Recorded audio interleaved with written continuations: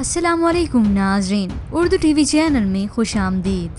Viewers, drama serial मैं अगर चुप हूँ कि नेक्स्ट एपिसोड में आप देखेंगे आहद जो कि शिफा और आतिफ के मामले को दुरुस्त करने चला था, मगर उसे क्या पता कि वो ही फंस कर रह जाएगा। आहद ने शिफा को कॉल की मगर वो पिक न कर पाई।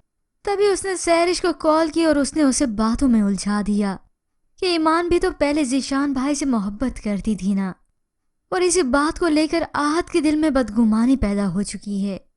मगर आहद को ईमान की ये हकीकत क्या मालूम कि वो ज़ीशान से सारे रिश्ते नाते तोड़ चुकी है। इतना तक कि ईमान ने ज़ीशान का दिया और वो ब्रेसलेट भी उसे लौटा दिया। तो वहाँ सैरिश भी हाने से मिलकर इस मामले से जान छुड़ाना चाहती है। वो बीमार आदमी मेरे किसी काम का नहीं, और प्लीज़ तुम भी मेरा पीछा छोड़ दो।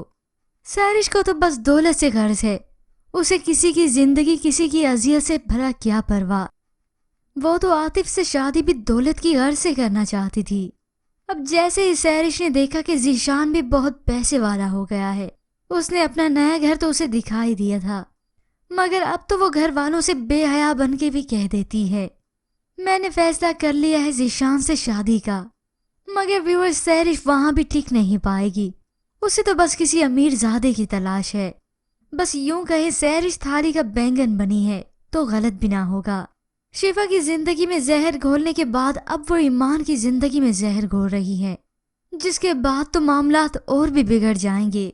मगर इससे पहले तो शिफा आतिफ से मोहब्बत का इजहार करेगी, तब जाकर आतिफ अपने डिप्रेशन से बाहर आता है, और फिर व्यूअर्स इन दोनों की मंगनी बहुत ही धूमधाम से होगी। बस अब तो मेजॉरिटी ऑफ व्यूअर्स इसी इंतजार में हैं कि कब हम ये सीन्स देख पाएंगे। व्यूअर्स, अब तो बहुत जल्द आप शिफा और आतिफ की मंगनी देखेंगे।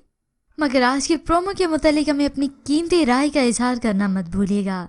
मजीद ड्रामास प्रोमो के लिए आप देखते रहिए उर्दू टीवी।